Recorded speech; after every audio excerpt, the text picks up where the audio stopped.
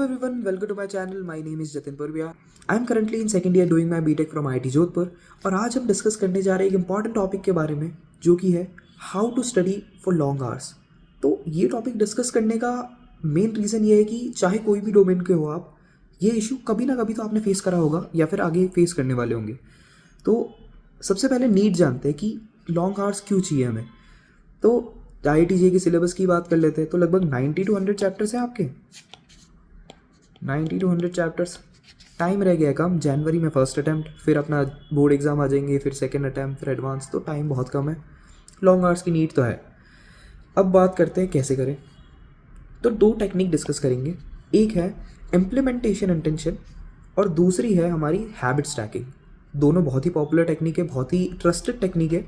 अगर आप इनको फॉलो कर लेते हैं, मैं लेजिट बता रहा हूँ, आपको इम्प्रूवमेंट दिखेगा। तो द थिंग इज़ कि यू हैव अ सिचुएशन, आपकी कोई एक्स सिचुएशन में आप हो और आपका रिस्पॉन्स वाई होना चाहिए, बस ये आपकी हैबिट डेवलप करने में हेल्प करेगा। कैसे, एक एग्जांपल लेते हैं कि आप 11:30 बजे के बाद अपने रूम में हो, आपने पूरा आपका डे हो गया है, आप रात को सोने जा रहे हो, बट 11:30 बज गई, आप अपने बेड पे हो, तो ये आपकी सिचुएशन है और आपका रिस्पॉन्स होगा कि आप गेम खेलने लग गए। तो ये एक हैबिट बन चुकी है कि ये टाइम है और ये लोकेशन है। तो दो फैक्टर होते हैं इसके, एक होता है टाइम, एक होता है लोकेशन। जब ये दोनों चीज़ें डिफाइंड होती है तो उसके बाद आपका रिस्पॉन्स होता है वाई और ये कन्वर्ट होती है एक हैबिट में। इस केस में टाइम वेरी कर सकता है बट लोकेशन बहुत इंपॉर्टेंट रोल प्ले करती है। अब हम डिस्कस करते हैं कि अपनी हैबिट कैसे डेवलप करें। बहुत सिंपल है, आप एक टाइम डिसाइड कर लो, एक लोकेशन डिसाइड कर लो कि मैं शाम को 6 बजे बैठ जाऊंगा मेरी टेबल पे, और ये दोनों जब चीज़ें होगी तब मेरा जो रिस्पॉन्स होगा वो है स्टडी। साउंड थोड़ा अब नर्डी सा लग रहा है आपको, साउंड थोड़ा वियर्ड सा लग रहा है कि यार मतलब नॉर्मल सी बातें हैं यार, ये तो किताबों में भी लिखा होता है। द थिंग इज़ कि एक बार ये हैबिट डेवलप हो गई ना, इसके बाद आपको वापस मुड़ के देखना नहीं पड़ेगा कि ये टाइम हुआ है या फिर ये लोकेशन है। आपकी वो हैबिट डेवलप हो गई तो हर लोकेशन पे वो चीज़ आपकी एप्लीकेबल हो जाएगी, वो रिस्पॉन्स आपका हर जगह एप्लीकेबल होने लगेगा। तो वो हैबिट डेवलप करने में टाइम लगेगा और थोड़ा सा ऑकवर्ड लगेगा, बट यही तरीका है उस चीज़ को अकम्प्लिश करने का। दूसरा एक फैक्टर होता है स्पेसिफिसिटी।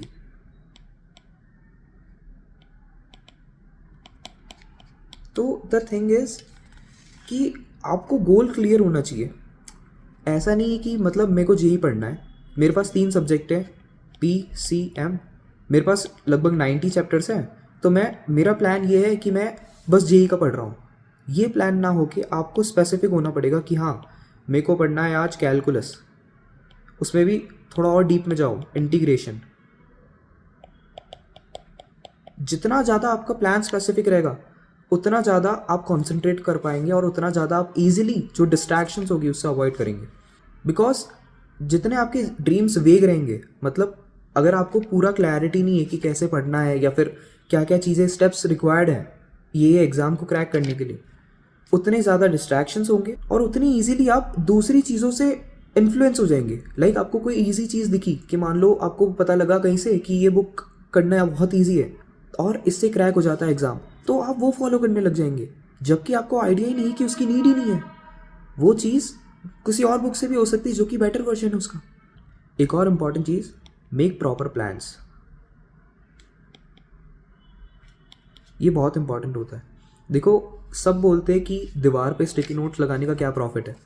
मैं भी पहले मानता था कि मतलब ठीक है यहाँ पेपर लगा दिया, दिमाग में तो है ही ना यार कि IIT-JEE क्रैक करना है, IIT में जाना है, बट इफेक्ट होता है। एक काम करना, आप कोई भी पेपर लो, दीवार पे लिख दो IIT फोड़ना है या IIT क्रैक करना है, लिख दो बस। ये स्टेप 1 होता है कोई भी चीज़ क्रैक करने का। बिलीव मी, आप टाइम पास कर रहे होगे, जब आपको रियलाइज़ होगा कि हाँ यार दीवार पे कुछ लिखा हुआ है, आपको नोटिस में आएगा, लेजिट वो फ़ोन बंद होगा और आप अपने काम करने लगोगे। मेरे साथ ये चीज़ें हुई है, तो एक बार आप ट्राई करके देखना, इफेक्ट होता है। दूसरी टेक्निक की बात करते हैं, हैबिट स्टैकिंग। तो habit stacking is nothing else, बस इसका ही एक्सटेंशन है। होता क्या है कि हम रेदर देन कि हम कोई अलग ही टाइम स्लॉट चूज़ करें या कोई अलग लोकेशन चूज़ करें, हम जो एग्जिस्टिंग हमारी हैबिट है उसमें ही नई हैबिट को इम्प्लीमेंट करने की कोशिश करेंगे। कैसे? एग्जाम्पल है कि तुम उठे, तुमने ब्रेकफास्ट किया और तुमने जो भी प्लेट्स वगैरह है वो सिंक में डाल के चले गए। एक नई हैबिट डालनी है कि तुम उसको वॉश भी करो, तो तुम्हारी सिचुएशन क्या है, तुमने प्लेट्स वगैरह सिंक में डाली, अब तुम्हारा रिस्पॉन्स क्या होगा कि तुम उसको वॉश करोगे, उसको ड्राई करोगे और एक सही जगह रखोगे। तो ये तुम्हारा रिस्पॉन्स है और ये तुम्हारी नई हैबिट एग्जिस्टिंग हैबिट में इम्प्लीमेंट हो गई है। तो तुम्हें कुछ नया एफर्ट नहीं डालना पड़ा या फिर नया टाइम टेबल नहीं ड्रॉ करना पड़ा, बस एग्जिस्टिंग हैबिट में नई हैबिट को तुमने घुसा दिया और चीज़ें ज़्यादा सिंपल हो गई। ये जो कंप्लीट साइकिल है ना, यही in the end time management कहलाती है। लोग बोलते हैं टाइम मैनेज नहीं हो रहा बिकॉज उनको क्लैरिटी नहीं होती कि करना क्या है। आज के दिन में उठ के कुछ भी करने लग गए तो ऐसे तो टाइम वेस्ट होगा आपका। थोड़ी थोड़ी चीज़ें आप सब कर लोगे, थोड़ा थोड़ा वेग आइडिया सबका मिल जाएगा, बट जब तक चीज़ें डेप्थ से क्लियर नहीं होगी तब तक उस चीज़ को करने का कोई यूज़ नहीं है। ये बात आपको समझनी पड़ेगी। हम प्रोक्रेस्टिनेट करने लग जाते हैं कि यार ये काम, जैसे प्लेट का एग्जांपल ले लो कि मतलब तुमने डाल दिया, तुम्हारे दिमाग में है चीज़ कि मैं बर्तन धो दूंगा, बट प्रोक्रेस्टिनेट कर लिया ना तुमने कि हाँ मैं उस टाइम धो दूंगा, अभी कुछ और काम कर लेता हूँ। तो ये लैक ऑफ टाइम मैनेजमेंट है और यही चीज़ बैकलॉग्स क्रिएट करती है। लाइक जो आप लाइव लेक्चर्स भी देखते होंगे तो उसमें आप यू माइट फील कि ये लेक्चर मैं कल देख लूँगा, जबकि कल एक और लेक्चर आने वाला होता है, और ऐसे करते करते बैकलॉग क्रिएट होते जाते हैं। फिर एट द एंड तुम वो चैप्टर लीव कर देते हो और एग्जाम में जब उससे क्वेश्चन आता है तो बनता ही नहीं है। तो try to avoid these mistakes and manage your time properly. अब ये बुकिश लैंग्वेज थी ये तो, कि habited stacking, implementation, intention. Basic चीज़ ये है, अभी भी टाइम है तुम्हारे पास, जनवरी अटेम्प्ट अभी आने वाला है। क्या करना है, तो मेन फोकस हमारा एनसीईआरटी पे रहेगा। एनसीईआरटी और अपने नोट्स जो भी आपने कोचिंग से फॉलो करे या फिर खुद कुछ तो बनाए होंगे, कुछ नहीं बनाए तो एनसीईआरटी फॉलो करो, बट अगर बनाए तो सबसे पहले एनसीईआरटी और नोट्स दोनों सेम ऑर्डर में रखेंगे। हम प्रेफरेंस लिस्ट बना देते हैं, NCERT and notes same order में रहेंगे। इनकी प्रेफरेंस सबसे हाई में रहेगी इस अटेम्प्ट के लिए। सेकंड हम आएंगे PYQs पे, ये होंगे जेई मेंस के।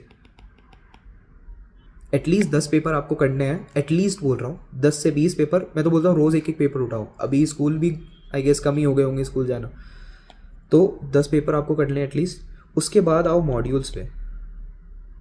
मेरे को एक बच्चा पूछ भी रहा था कि अभी सिंस टाइम कम रह गया है तो क्या करना चाहिए। प्रेफरेंस यही है, NCERT, PYQs, if time permits तो मॉड्यूल पे आओ और इसके टॉपिक वाइज क्वेश्चन लगाना चालू करो। The reason why am not saying कि कोई बुक उठाओ, बिकॉज बुक में रैंडमाइज क्वेश्चन होते हैं, जबकि मॉड्यूल में यू हैव ईच टॉपिक, तुम्हारे पास 10-10 क्वेश्चन हो जाएंगे।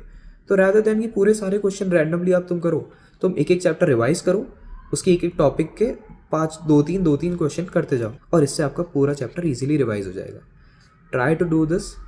मैंने अपने टाइम पे यही चीज़ करी थी और रिजल्ट आया है, तुम्हारा भी आएगा, इसकी श्योरिटी मैं देता हूँ। Always remember, never leave basics behind. जितना स्ट्रॉन्ग तुम्हारा एनसीईआरटी होगा उतनी ही अच्छे से तुम बाकी बुक्स भी अगर तुम प्रेफर कर रहे हो वो ईजिली तुम्हें समझ में आएगी और इतनी ईजिली तुम गो थ्रू कर लोगे। एक और चीज़ बोलना चाहूँगा कि कोई भी हैबिट को ज़बरदस्ती अपने स्केड्यूल में इम्प्लीमेंट करने की कोशिश मत करो। लेट नाइट स्टडी कुछ कुछ से हो जाती है, मेरे को लेट नाइट स्टडी प्रेफर करता हूँ मैं, बट ज़रूरी नहीं है कि आप उसको इम्प्लीमेंट करो कि हाँ फोर्स करो, ज़बरदस्ती पढ़ रहे हो रात को। आपको जो टाइम प्रेफर हो रहा है उस टाइम पे आप पढ़ो, जो टाइम आपको सेट हो रहा है तो न्यू हैबिट को उस टाइम पे आप इम्प्लीमेंट करो। तो इस वीडियो में बस इतना ही था। अगर आपको वीडियो अच्छी लगी हो तो डू लाइक, शेयर, सब्सक्राइब, और अगर आपको कुछ भी हेल्प की ज़रूरत हो तो कमेंट सेक्शन में आप लिख दीजिएगा, मैं उस पर वीडियो बना लूँगा। Thank you so much, bye bye.